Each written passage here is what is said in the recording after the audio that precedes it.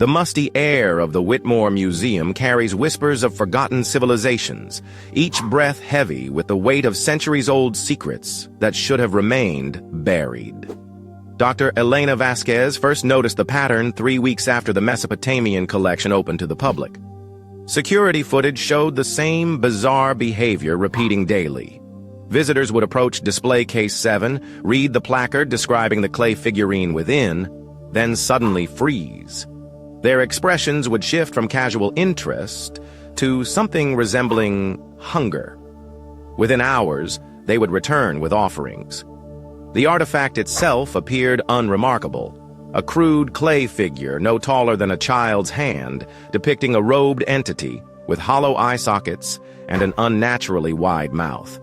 The museum had acquired it from a private collector's estate, along with a collection of tablets describing ancient Sumerian rituals. The placard simply read, "Ritual Figurine, circa 2100 BCE. Purpose unknown." But Dr. Vasquez knew the purpose wasn't unknown.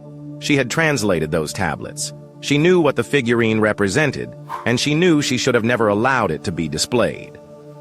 Marcus Chen was the first documented case. A software engineer visiting during his lunch break, he had snapped a photo of the figurine for his Instagram story.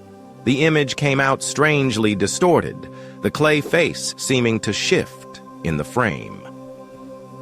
That evening, Marcus found himself unable to concentrate on anything but the memory of those hollow eyes. He returned the next morning with a sandwich from the museum cafe, placing it carefully beside the display case. The security guard on duty, thinking it was litter, disposed of it immediately. Marcus became agitated, insisting the offering needed to remain. When asked why, he could only stammer that it was hungry. The compulsion grew stronger over the following days. Marcus brought flowers, then jewelry, then family photographs. Each offering was removed by concerned staff, and each removal sent Marcus into deeper distress. He began camping outside the museum, sleeping on the steps, muttering about ancient hungers that demanded satisfaction. Sarah Kim experienced the same progression. A graduate student researching her thesis on ancient religions, she had initially approached the figurine with academic interest. The moment her fingertips brushed against the display case's glass, something shifted inside her mind. The sensation was like ice water flooding her veins, followed by an overwhelming need to nurture something that had been starving for millennia. Sarah's offerings were more elaborate. She brought handmade crafts, expensive wines, even her grandmother's antique necklace. She documented everything on social media, posting increasingly frantic videos about the figurine's spiritual significance.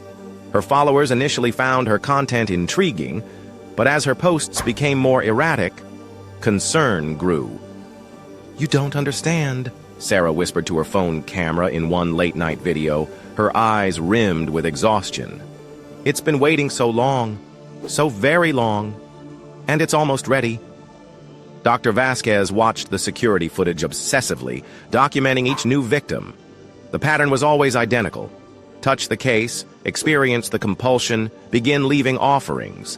But she noticed something else. The figurine itself was changing. The clay appeared darker now, as if absorbing something from the surrounding air. The hollow eye sockets seemed deeper, and that grotesque mouth appeared to have widened slightly. Most disturbing of all, the offerings that weren't immediately removed by staff would simply disappear overnight, despite the museum's extensive security system showing no evidence of theft. The breakthrough came when Dr. Vasquez finally completed her translation of the accompanying tablets. The figurine wasn't just a ritual object. It was a prison. Ancient Sumerian priests had bound something inside the clay, something they described as the hunger that devours devotion itself. The ritual described in the tablets was clear. The entity required offerings to maintain its bonds. But if it received enough gifts, enough devotion, enough spiritual energy, the clay prison would weaken. The entity would be free to seek more substantial nourishment. Dr. Vasquez realized with growing horror that every offering brought by the compelled visitors was feeding the thing inside the figurine. Each gift strengthened it, brought it closer to breaking free from its ancient bonds. The museum had unknowingly become a feeding ground for something that should have remained buried in the desert sands. She tried to convince the museum director to remove the display immediately, but her warnings fell on deaf ears. The Mesopotamian collection had brought unprecedented visitor numbers. The mysterious behavior surrounding display case 7 had even attracted media attention, with paranormal investigators and social media influencers flocking to experience the curse firsthand. The situation escalated rapidly. More visitors began experiencing the compulsion daily. They came in groups now, drawn by online stories and viral videos. The museum's lobby became a gathering place for the afflicted, all clutching offerings, all desperate to feed the hunger that had infected their minds. Late one night, Dr. Vasquez returned to the museum alone. She needed to see the figurine for herself to understand how far the situation had deteriorated. The building was empty, except for the night security guard who barely looked up as she badged in. Display case 7 sat in darkness, but even in the dim emergency lighting, Dr. Vasquez could see the figurine had changed dramatically. The clay surface now appeared almost organic, pulsing with a faint inner light. The mouth had definitely widened, and she could swear she saw movement within those hollow eye sockets. Surrounding the case were dozens of offerings that hadn't been there during closing hours. Fresh flowers, expensive electronics, jewelry, photographs, personal letters. The gifts seemed to shimmer with an otherworldly energy, as if being slowly absorbed by the figurine's malevolent presence. Dr. Vasquez approached cautiously, fighting every instinct that screamed at her to run. She needed to document what she was seeing, to gather evidence that would force the museum to act. But as she raised her camera, she noticed something that made her blood freeze. The offerings weren't just material objects anymore. Scattered among the gifts were items that couldn't be easily replaced.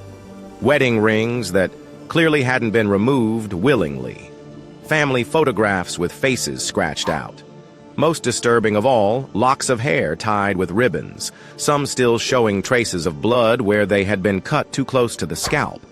The entity wasn't just compelling people to leave gifts, it was gradually demanding more personal sacrifices, pieces of their very selves, and based on the increasing desperation she had observed in the affected visitors. Dr. Vasquez realized they would give anything to satisfy the hunger that now controlled their minds. A soft sound behind her made her turn. Marcus Chen stood in the doorway, his clothes disheveled, his eyes reflecting the figurine's unnatural light. In his trembling hands, he carried a small bundle wrapped in white cloth. "It's almost time," he whispered, his voice hollow and distant. "It's almost ready to wake up properly. And when it does, it won't need these small gifts anymore." Dr. Vasquez looked past Marcus and saw them, dozens of museum visitors, all the people who had touched the display case over the past weeks, standing silently in the darkened gallery. They all carried bundles similar to Marcus's. They all wore the same empty expression of absolute devotion. "What's in the bundles?" Dr. Vasquez asked, though part of her already knew the answer. Marcus smiled, the expression grotesque on his gaunt face. "The final offering, the one it's been waiting for all these centuries, the one that will set it free." The figurine pulsed brighter, and Dr. Vasquez felt something brush against her mind. A vast, ancient hunger that had waited millennia for this moment. She understood now why the Sumerian priests had been so desperate to bind this entity. It didn't just consume offerings, it consumed the souls of those who offered them. As the afflicted visitors began to unwrap their bundles, Dr. Vasquez realized the terrible truth. The final offering wasn't an object at all. It was the givers themselves, willingly surrendering their very essence to feed the hunger that had infected their minds. The clay prison began to crack, and something far worse than ancient evil stirred within, ready to feast on a modern world full of potential devotees.